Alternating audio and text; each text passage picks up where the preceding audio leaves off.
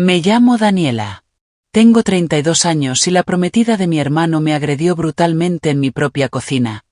Mientras mi hermano solo se quedó ahí, mirando. Antes de contarte cómo utilicé mi firma para negarles la hipoteca de la casa de sus sueños y exponerlos en los tribunales, dale like al vídeo, suscríbete al canal y dime desde dónde estás viendo esta historia en los comentarios. Lo primero que recuerdo es el frío. El suelo de baldosas de mi cocina estaba helado contra mi mejilla. Un sabor metálico, fuerte y punzante, me llenaba la boca. Sangre. Un dolor sordo y palpitante se extendía desde mis costillas, haciendo que cada respiración fuera un acto doloroso, lento y calculado. Parpadeé, intentando despejar la niebla de mis ojos, y entonces lo vi. Mi hermano, Miguel. No me estaba mirando a mí.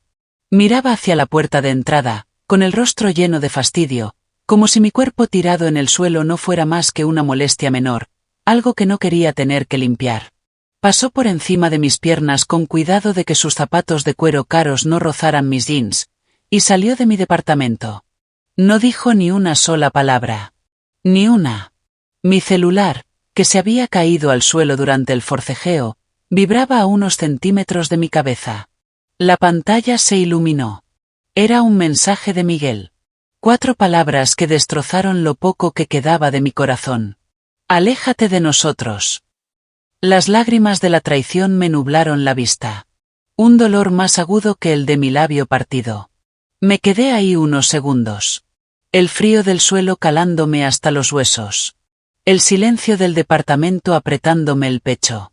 Y entonces, algo cambió dentro de mí. El dolor no se fue, pero se endureció. Se volvió claridad. Firmeza. Mis dedos, que temblaban hacía unos segundos, se volvieron firmes. Alcancé el teléfono, lenta, deliberadamente, y escribí una sola palabra. Una palabra que parecía forjada en hielo. Listo. Enviar. Silencio. ¿Qué significaba listo para ellos? Un cierre. Una confirmación de que la hermana indeseada desaparecería. Pero para mí, era una promesa. Una promesa de que la Daniela que ellos conocían, la que siempre perdonaba, la que siempre recogía los pedazos rotos, ya no existía. Para entender por qué esta traición me destrozó tanto, tienes que entender cómo era mi familia. Siempre fue el show de Miguel. Yo era la responsable.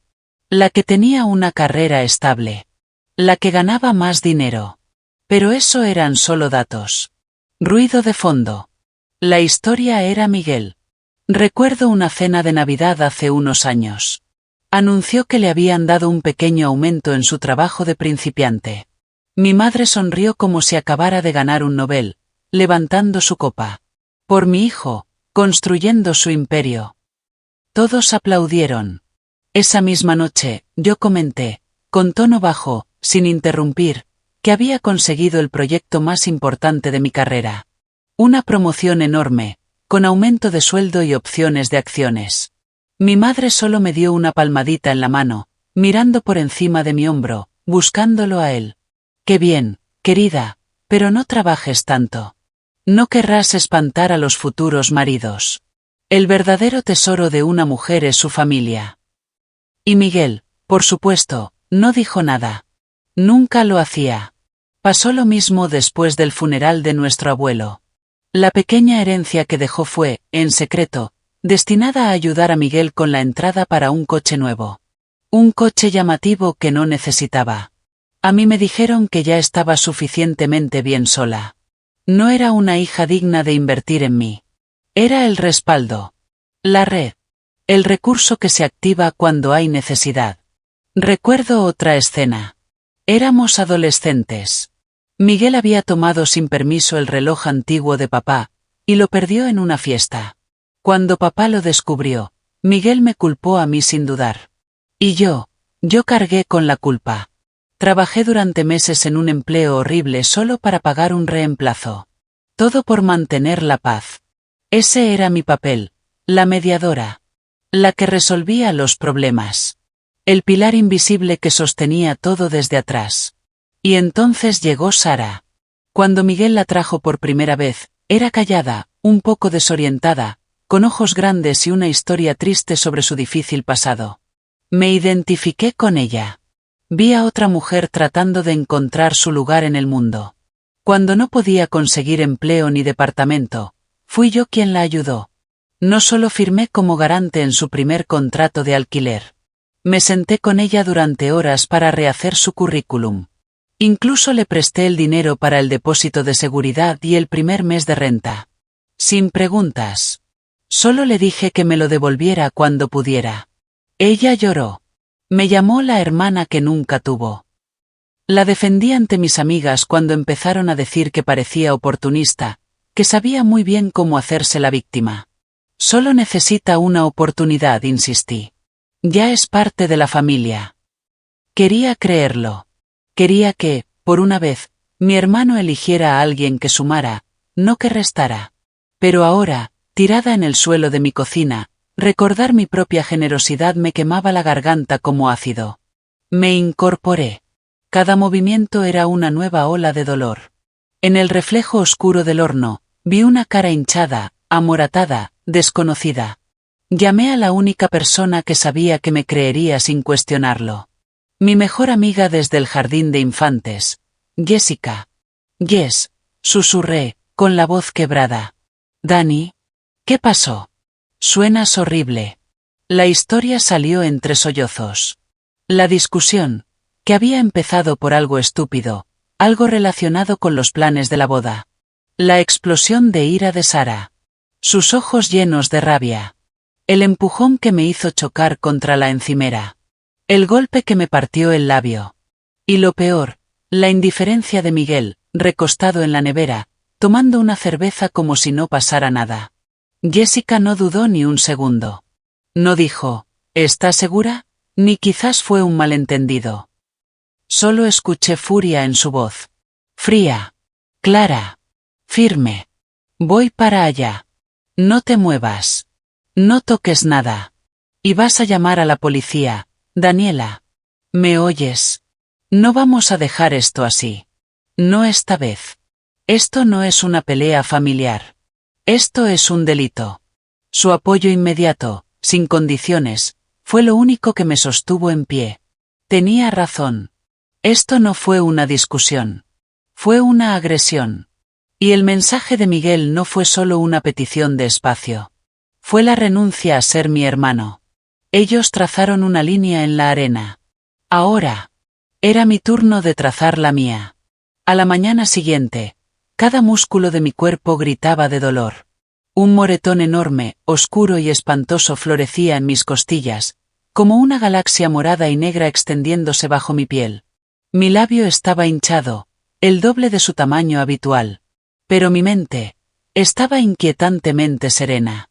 Dolorosamente clara. Me senté frente a mi escritorio, ignorando el dolor, y abrí la laptop.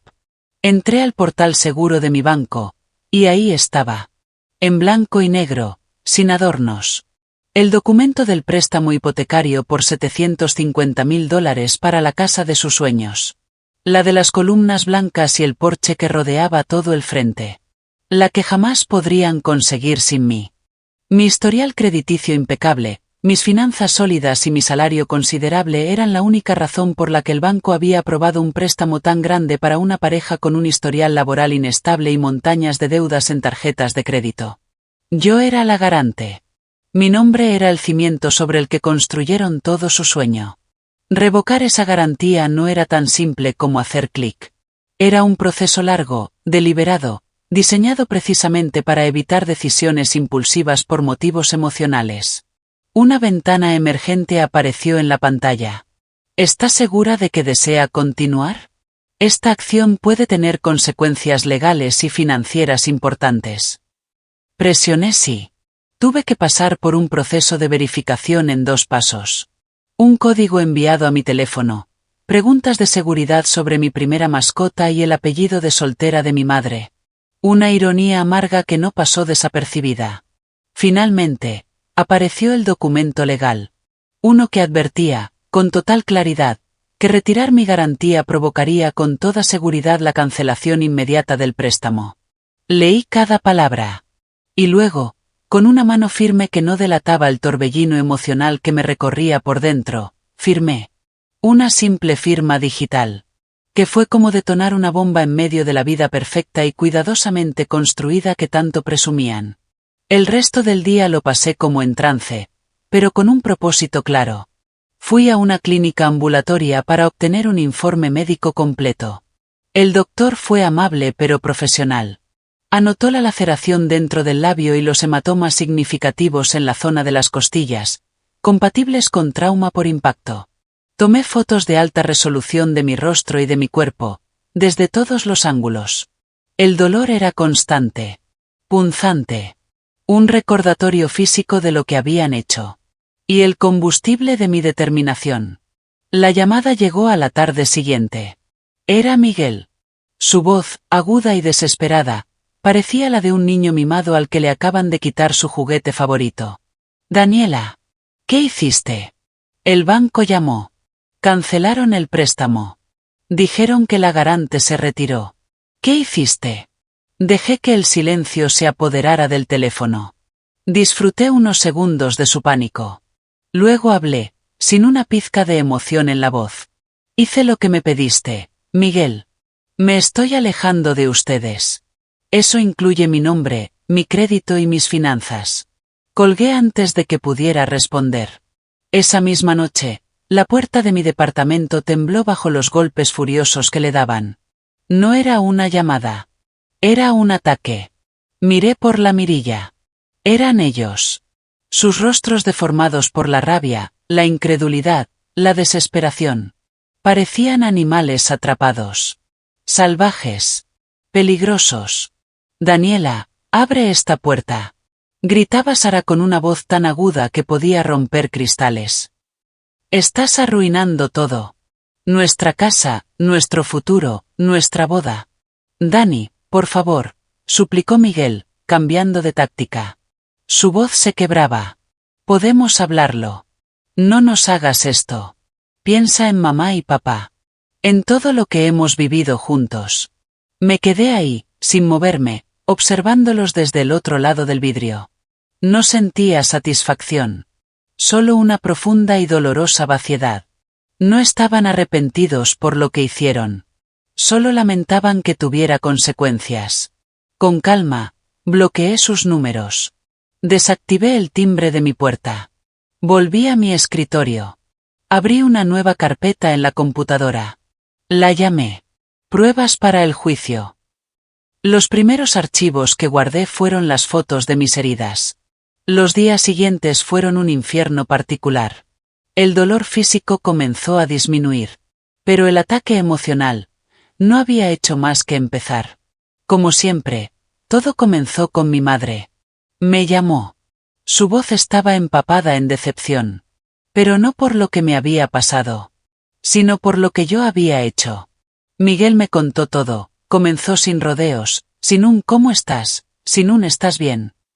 ¿Cómo pudiste ser tan egoísta, Daniela? Después de todo lo que hemos hecho por ti. Estás destruyendo la felicidad de tu hermano por una simple discusión.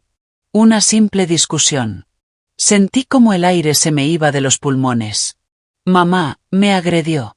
Me golpeó en la cara. Y Miguel lo vio todo y no hizo nada. Ay, no seas tan dramática, bufó. Sara está muy estresada con la boda y la casa nueva. Probablemente la provocaste. ¿Sabes cómo puedes ser tú, con tus opiniones y tu carrera? Haces que la gente se sienta incómoda. ¿Cómo puedo ser yo? Esas palabras me golpearon más fuerte que cualquier puñetazo. Yo era el problema. Siempre lo había sido. Demasiado independiente. Demasiado exitosa. Demasiado, para ella. No era la hija dulce y obediente que quería. Tengo que colgar, mamá, dije con la voz plana. Colgué. Y me quebré. Me deslicé por la pared del pasillo y me dejé caer al suelo, rota. Lloré. Lloré de verdad. Con sollozos feos, profundos, desgarradores. Por la familia que deseaba tener. Por la madre que nunca me protegería. Por la niña dentro de mí que aún, ingenuamente, ansiaba su aprobación. Una hora después, Jessica me encontró así, hecha un ovillo en el piso. No dijo nada.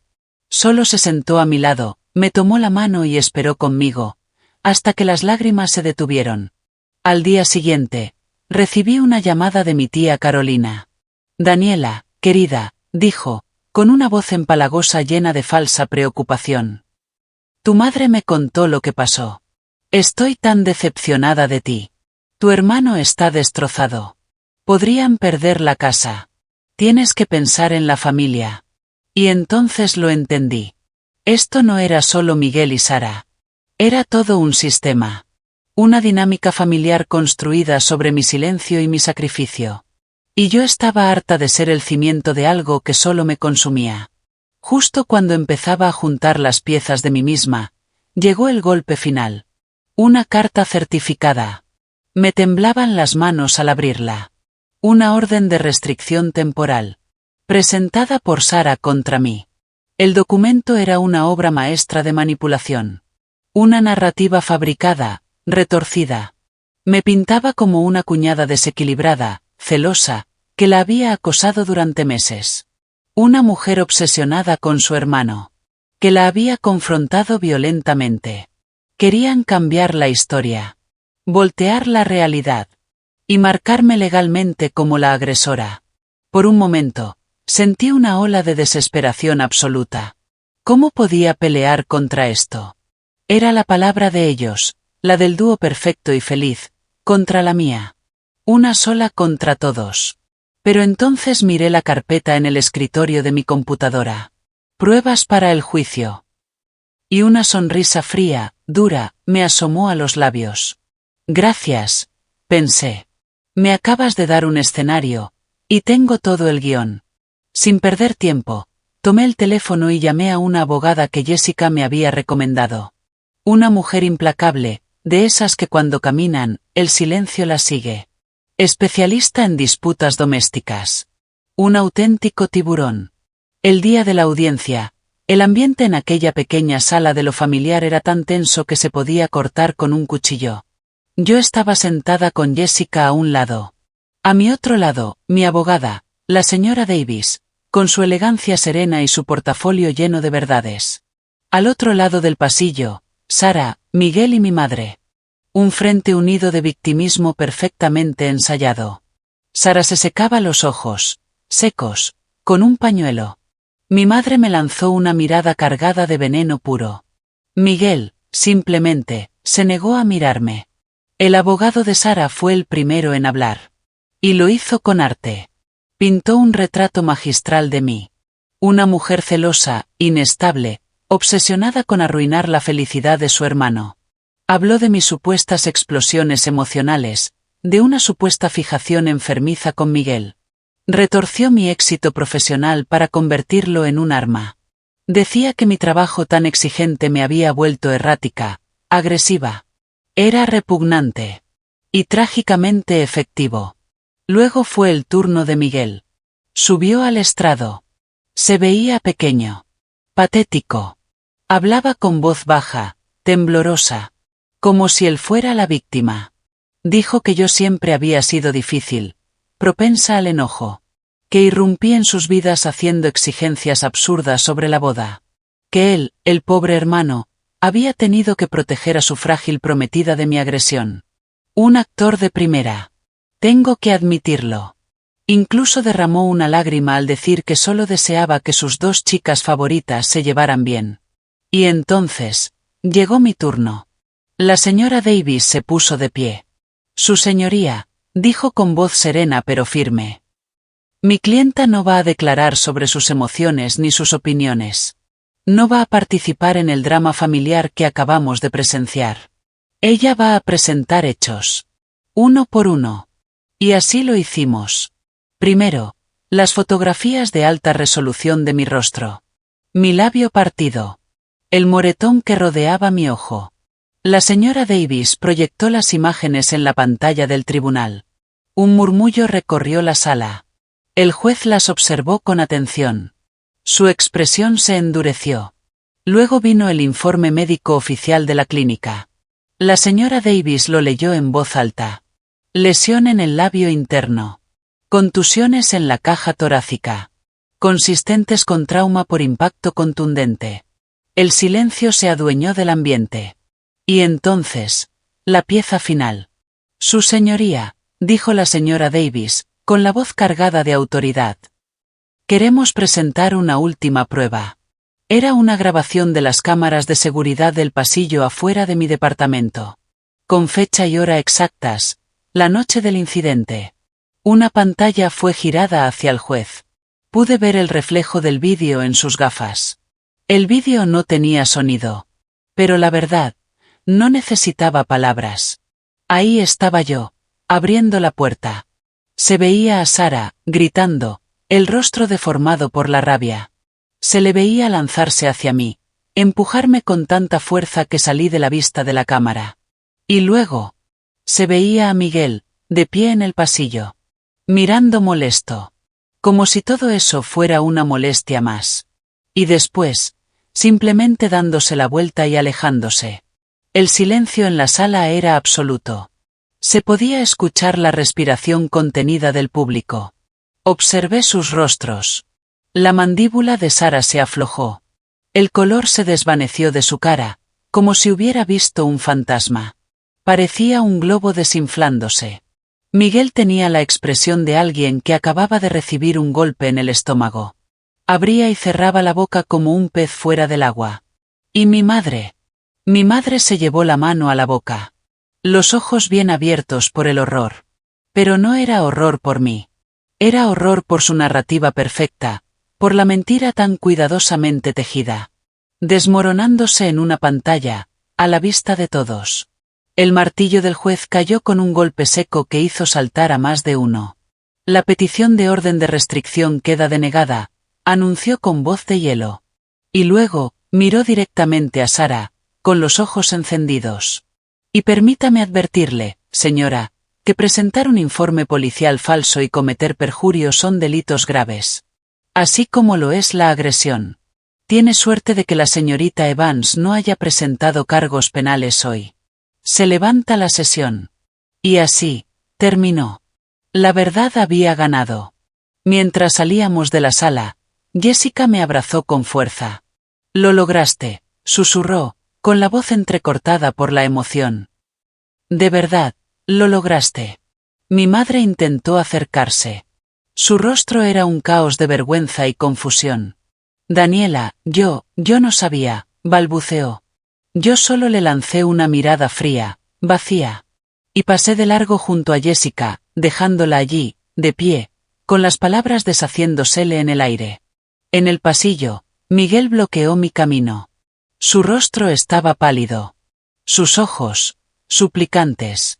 Danny, empezó con un hilo de voz. Lo siento mucho. Sarah, a veces se vuelve loca, no sabía qué hacer. Lo interrumpí. Lo miré directo a los ojos. Y por primera vez, no vi a mi hermano mayor.